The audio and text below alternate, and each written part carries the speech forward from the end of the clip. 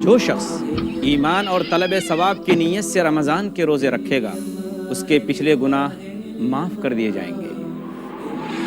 رمضان وہ مہینہ ہے جس میں قرآن نازل ہوا جو لوگوں کے لیے سراپا ہدایت ہے، برکتوں و رحمتوں کا سائبان تحفہ رمضان۔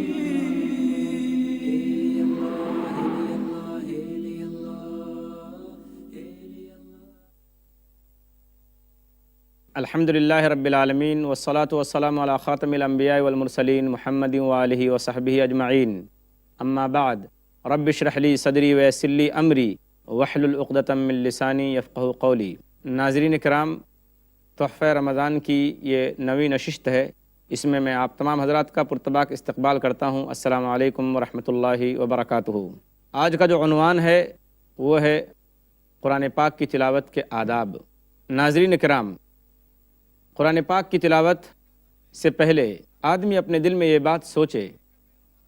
کہ یہ اللہ کا کلام ہے، یہ کوئی عام انسانی کلام نہیں۔ اپنے دل میں یہ بات بیٹھائے کہ اللہ تبارک و تعالیٰ نے اس میں میری کامیابی رکھی ہے، اللہ تبارک و تعالیٰ نے اس میں سارے کائنات کے لیے ہدایت کی چیز پوشیدہ رکھی ہے، اللہ تبارک و تعالیٰ نے اس کلام پاک کے اندر ہر ایک کی کامیابی رکھی ہے۔ یہ وہ قرآن ہے جس کے بارے میں اللہ کے رسول صلی اللہ علیہ وسلم نے فرمایا۔ ابو سعید خدری رضی اللہ تعالیٰ عنہ اس حدیث کے راوی ہیں کہ آپ صلی اللہ علیہ وسلم نے حضرت ابو سعید خدری رضی اللہ تعالیٰ عنہ کو وصیت کی کہ اوصیک بتقوی اللہ، کہ اے ابو سعید میں تجھے اللہ سے ڈرنے کی وصیت کرتا ہوں۔ فإنہ رأس کل شیء، اس لیے کہ تقوی ہر چیز کی بنیاد اور اصل ہے۔ وعلیک بالجہاد فإنہ رہبانیۃ الاسلام، اور میں تجھے جہاد کی وصیت کرتا ہوں اس لیے کہ اسلام کے اندر اسی کا نام رہبانیت ہے۔ وعلیک بذکر اللہ وتلاوۃ القرآن فإنہ روحک فی السماء وذکرک فی الارض، اور میں تجھے اس بات کی تاکید کرتا ہوں کہ تم اللہ کو یاد کرو، اللہ کا ذکر کرو اور قرآن پاک کی تلاوت کرو، اس لیے کہ قرآن پاک کی تلاوت یہ تمہارے لیے آسمان میں راحت کا سبب اور زمین کے اوپر ذکر خیر کا باعث اور سبب ہے۔ سلسلۃ الاحادیث الصحیحہ جلد 2 حدیث نمبر 555۔ یہ وہ قرآن ہے جس کے بارے میں اللہ کے رسول صلی اللہ علیہ وسلم نے فرمایا کہ اے لوگو قرآن پاک پڑھو، اگر تم چاہتے ہو کہ اللہ اور اس کا رسول تم سے محبت کرے تو تم قرآن پاک کی تلاوت کرو۔ عن عبداللہ بن مسعود رضی اللہ عنہ قال قال رسول اللہ صلی اللہ علیہ وسلم من سرہ ان یحب اللہ ورسولہ فلیقرأ فی المصحف۔ سلسلۃ الاحادیث الصحیحہ جلد 5 حدیث نمبر 2342، کہ نبی اکرم صلی اللہ علیہ وسلم نے فرمایا کہ جو شخص یہ چاہتا ہے کہ اللہ اور اس کا رسول اس سے محبت کرے تو اسے قرآن پاک کی تلاوت کرنی چاہیے۔ اور یہ وہ قرآن ہے جس کے بارے میں وہ صحیح حدیث موجود ہے۔ عبداللہ ابن عباس رضی اللہ تعالیٰ عنہما اس حدیث کے راوی ہیں کہ آپ صلی اللہ علیہ وسلم کے پاس ایک شخص آیا اور اس نے کہا کہ اے اللہ کے رسول صلی اللہ علیہ وسلم، میں نے خواب میں یہ دیکھا ہے کہ ایک بادل ہے جس میں سے گھی اور شہد ٹپک رہے ہیں، اس کی کیا تعبیر ہے اور اس کا کیا مطلب ہے؟ آپ صلی اللہ علیہ وسلم کے پاس حضرت ابو بکر رضی اللہ تعالیٰ عنہ بیٹھے تھے۔ انہوں نے کہا بے ابی انت واللہ، میرے باپ آپ پر قربان، اے اللہ کے رسول صلی اللہ علیہ وسلم آپ مجھے اس بات کی اجازت دیجئے کہ میں اس خواب کا مطلب بتاؤں۔ تو آپ صلی اللہ علیہ وسلم نے فرمایا کہ تم بتاؤ اس کا مطلب کیا ہے۔ تو حضرت ابو بکر رضی اللہ تعالیٰ عنہ نے اس خواب کا مطلب بتایا کہ اے اللہ کے رسول صلی اللہ علیہ وسلم، جہاں تک بادل کا سوال ہے تو بادل سے مراد اسلام ہے، اور جہاں تک اس نے جو خواب میں یہ دیکھا ہے کہ بادل سے گھی اور شہد ٹپک رہے ہیں تو اس سے مراد قرآن پاک کی شیرینی، قرآن پاک کی حلاوت اور قرآن پاک کی مٹھاس ہے۔ اور جہاں تک اس کا یہ سوال ہے، اس کا یہ کہنا ہے کہ لوگ اس میں سے بہت زیادہ لے رہے ہیں اور کچھ لوگ ایسے ہیں جو کم لے رہے ہیں، تو اس کا مطلب یہ ہے کہ کچھ لوگ قرآن پاک کو زیادہ یاد کریں گے اور کچھ لوگ قرآن پاک کو کم یاد کر پائیں گے۔ تو ناظرین کرام، اس کتاب کی عظمت ہمارے دل میں بیٹھی ہو، ہم یہ سوچ کر اللہ کی کتاب کی تلاوت کریں کہ یہ کلام الہی ہے جو اللہ کی صفت ہے۔ اس کے بعد ہم ذہن میں یہ بات بیٹھائیں کہ یہ قرآن پاک کی تلاوت یہ عبادت کی چیز ہے، اور عبادت کا دار و مدار نیت پر ہے، اس لیے آدمی قرآن پاک کی تلاوت سے پہلے اپنی نیت کو درست کر لے، دکھاوے سے اور شہرت سے اپنے دل کو بچائے۔ عن عمر بن الخطاب رضی اللہ عنہ قال سمعت رسول اللہ صلی اللہ علیہ وسلم یقول انما الاعمال بالنیات وانما لكل امرئ ما نوى فمن كانت هجرته الى دنیا يصيبها او الى امرأة ينكحها فهجرته الى ما هاجر الیہ۔ صحیح بخاری کتاب بدء الوحی باب کیف کان بدء الوحی الی رسول اللہ صلی اللہ علیہ وسلم، باب نمبر 1، حدیث نمبر 1۔ عمر بن خطاب رضی اللہ تعالیٰ عنہ کہتے ہیں کہ میں نے آپ صلی اللہ علیہ وسلم کو فرماتے ہوئے سنا کہ اے لوگو، تمام اعمال کا دار و مدار نیت پر ہے، کہ جس نے نیت اللہ اور اس کے رسول کے واسطے ہجرت کے لیے کی تو اس کو اس کا ثواب ملے گا، تو اس کی ہجرت اللہ اور اس کے رسول کے لیے ہوگی، اور جس نے ہجرت کی کسی عورت سے شادی کرنے کے لیے، کسی لڑکی سے شادی کرنے کے لیے، تو اس کی ہجرت اسی کے لیے ہوگی جس کی اس نے نیت کی تھی۔ تو اس حدیث سے پتہ چلا کہ قرآن پاک کی تلاوت جو ایک عبادت ہے، اس سے پہلے بھی آدمی نیت کرے، اس کے بعد پاک صاف اور باوضو ہو کر قرآن پاک کی تلاوت کرے، اس لیے کہ قرآن کریم اللہ کا کلام ہے، اور کلام الہی کا ادب اور تقاضا یہی ہے کہ اس پاک کتاب کی تلاوت باوضو ہو کر کی جائے اور پاک صاف ہو کر کی جائے۔ قرآن پاک کی تلاوت کرنے سے پہلے جب بھی چاہے ایک ہی آیت تلاوت کرنی ہو،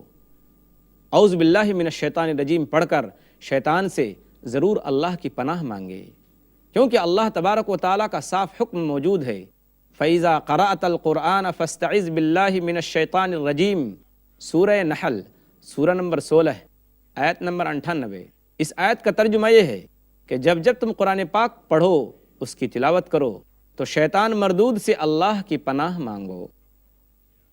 اس کے بعد قرآن کی تلاوت کے آداب میں سے یہ بات بھی شامل ہے کہ قرآن کریم کے معانی کو سمجھ کر پڑھنے کی کوشش کرے، اس لیے کہ بغیر سمجھے قرآن پاک پڑھنے سے وہ لذت حاصل نہیں ہوگی، وہ فائدہ حاصل نہیں ہوگا جو قرآن کا مطلوب اور مقصود ہے۔ قرآن پاک کی تلاوت کے آداب میں سے یہ بات بھی شامل ہے کہ جب قرآن پاک کی تلاوت آدمی کرے تو ایسی جگہ پر کرے جو جگہ پاک و صاف ہو، گندی اور ناپاک جگہوں پر قرآن پاک کی تلاوت نہ کی جائے، اور ان جگہوں پر بھی قرآن پاک کی تلاوت آدمی نہ کرے جہاں شور و ہنگامہ ہو، گویا کہ اس طریقے سے قرآن پاک کی بے ادبی ہوگی۔ اللہ کا فرمان ہے وَقَالَ الَّذِينَ كَفَرُوا لَا تَسْمَعُوا لِهَذَا الْقُرْآنِ وَالْغَوْا فِيهِ لَعَلَّكُمْ تَغْلِبُونَ، سورہ فصلت، سورہ نمبر 41، آیت نمبر 26۔ اس آیت کا ترجمہ یہ ہے، کافروں کا ذکر ہے کہ جب محمد صلی اللہ علیہ وسلم اور آپ کے ساتھی قرآن پاک کی تلاوت کرتے تھے، قرآن پاک پڑھتے تھے، تو یہ کافر شور مچایا کرتے تھے، یہ اپنی آوازیں اونچی کیا کرتے تھے تاکہ یہ قرآن پاک کی آواز دب جائے۔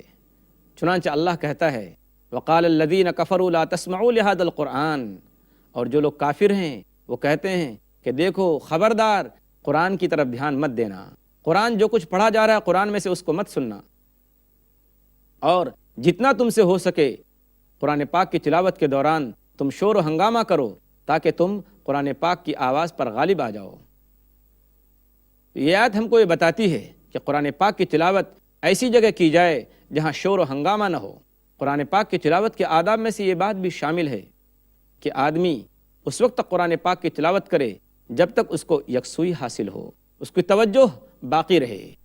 صحیح حدیث موجود ہے، عن جندب بن عبد اللہ رضی اللہ عنہ قال قال رسول اللہ صلی اللہ علیہ وسلم اقرأوا القرآن ما اختلفت قلوبکم فاذا اختلفتم فقوموا عنہ، صحیح بخاری حدیث نمبر 5060۔ اس حدیث کا ترجمہ یہ ہے، جندب بن عبداللہ رضی اللہ تعالیٰ عنہ روایت کرتے ہیں کہ آپ صلی اللہ علیہ وسلم کا ارشاد ہے کہ اے لوگو، قرآن پاک اس وقت تک پڑھو جب تک تمہیں یکسوئی اور توجہ حاصل ہو، فَإِذَا اخْتَلَفْتُمْ فَقُومُوا عَنْهُ، اور جب تمہارے دل میں انتشار پیدا ہو جائے، تمہارا جی نہ لگے، تو قرآن پاک سے کھڑے ہو جاؤ، یعنی قرآن پاک کی تلاوت بند کر دو۔ تو اس سے یہ پتہ چلا جب آدمی کے دل میں شوق ہو، رغبت ہو، نشاط ہو، اور اس کا دل قرآن پاک کی طرف متوجہ ہو اور اس کو پوری یکسوئی حاصل ہو،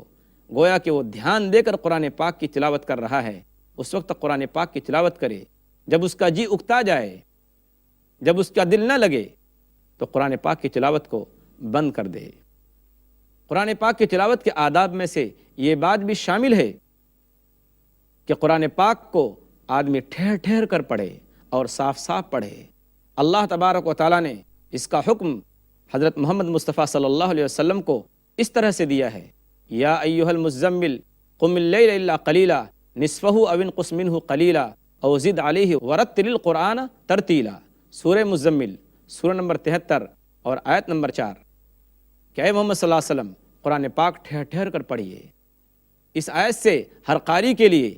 یہ بات واضح ہوئی اور ثابت ہوئی کہ جو بھی قرآن پاک کی تلاوت کر رہا ہے وہ قرآن پاک ٹھہر ٹھہر کر اور صاف صاف پڑھے۔ آج ہم کیا دیکھتے ہیں اپنی مسجدوں کے اندر؟ رمضان المبارک کے مہینے میں دیکھیے مسجدوں میں قرآن پاک کی تلاوت اس طریقے سے قاری اور حافظ کرتے ہیں کہ وہ خود پڑھتے ہیں اور خود سمجھتے ہیں۔ کیا یہ قرآن پاک کے ساتھ مذاق نہیں ہے؟ تعجب تو یہ ہے کہ جس مسجد کا حافظ قرآن پاک کی تلاوت تراویح کے اندر تیزی کے ساتھ کرتا ہے اور جلدی جلدی پڑھتا ہے،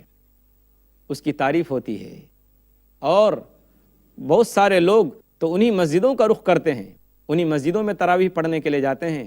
جن مسجدوں کے اندر حافظ قرآن پاک کی تلاوت تیزی کے ساتھ کرتا ہے۔ وہ قرآن پاک کو اس طرح سے پڑھتے ہیں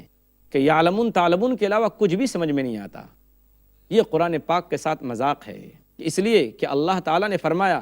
کہ ورتل القرآن ترتیلا، قرآن پاک کو ٹھہر ٹھہر کر اور صاف صاف پڑھو، ایک ایک لفظ واضح ہونا چاہیے۔ قرآن پاک کی تلاوت کا ادب میں سے یہ بات بھی شامل ہے کہ قرآن پاک کے ہر حرف کو اس کے صحیح تلفظ کی رعایت کرتے ہوئے پڑھنا چاہیے، کیونکہ کبھی کبھی تلفظ صحیح نہ ہونے کی وجہ سے معنی بدلنے کا اندیشہ رہتا ہے،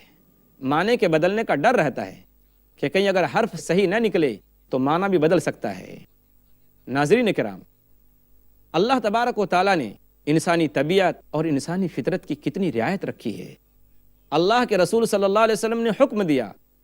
ہر انسان کی فطرت ہے کہ وہ اچھی آواز کو پسند کرتا ہے،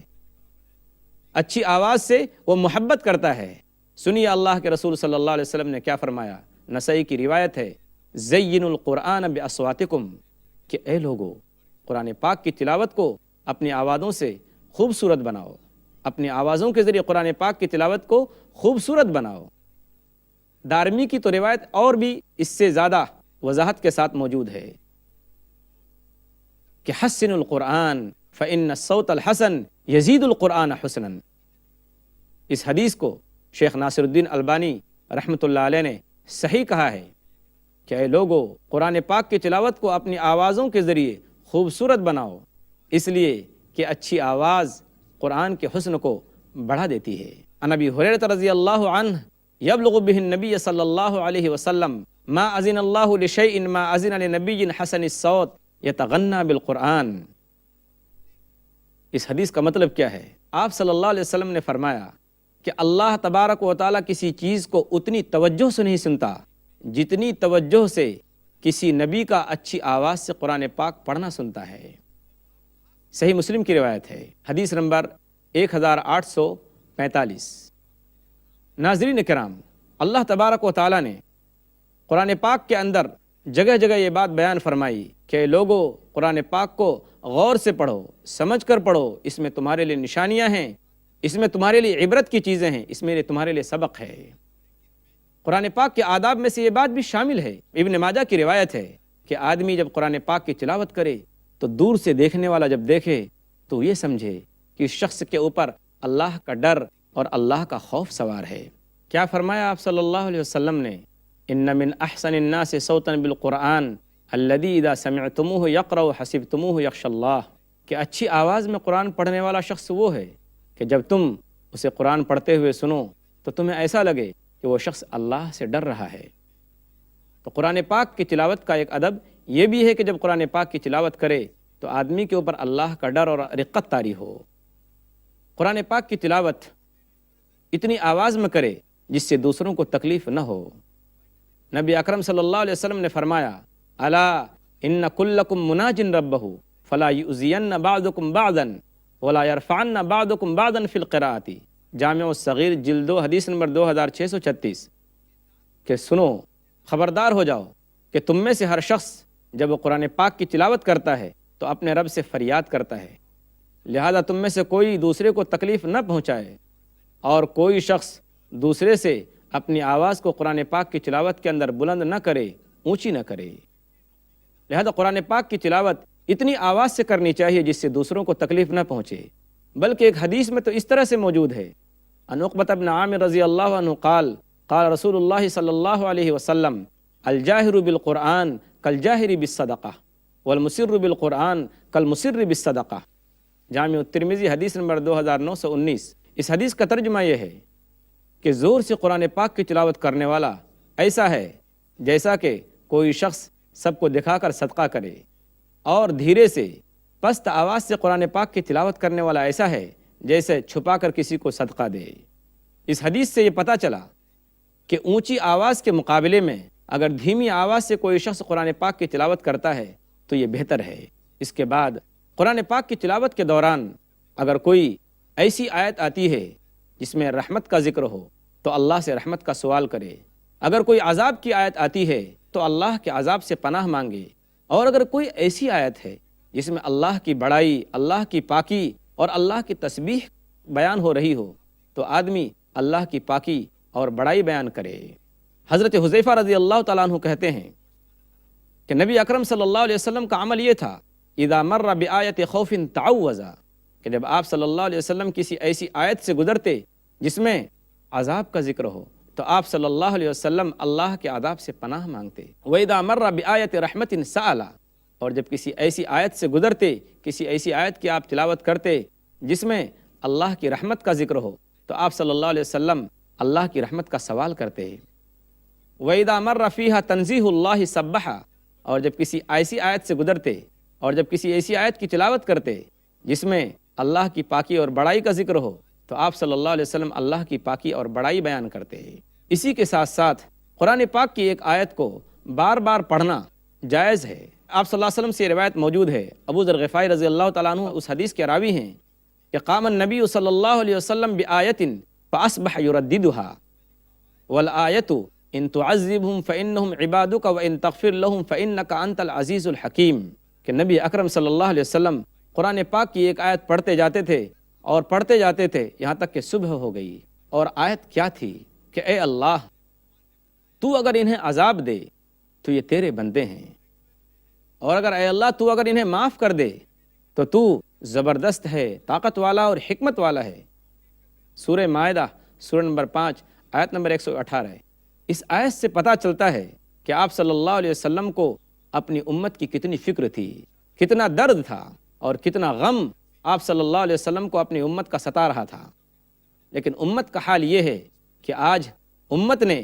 صرف یہ سمجھ لیا ہے کہ بے شک قرآن پاک ہمارے لیے قیامت کے دن اللہ تبارک و تعالیٰ کے دربار میں سفارش کرے گا، اور امت نے قرآن پاک کی اس آیت کو چھوڑ دیا ہے جس میں اللہ تبارک و تعالیٰ نے قرآن کی شکایت بھی ذکر کی ہے کہ قرآن قیامت کے دن ہم امتیوں کے بارے میں شکایت کرے گا۔ وقال الرسول یا رب ان قوم اتخذوا هذا القرآن مہجورا، اور رسول کہے گا اے میرے رب یہ میری قوم ہے جس نے قرآن کو چھوڑ دیا تھا۔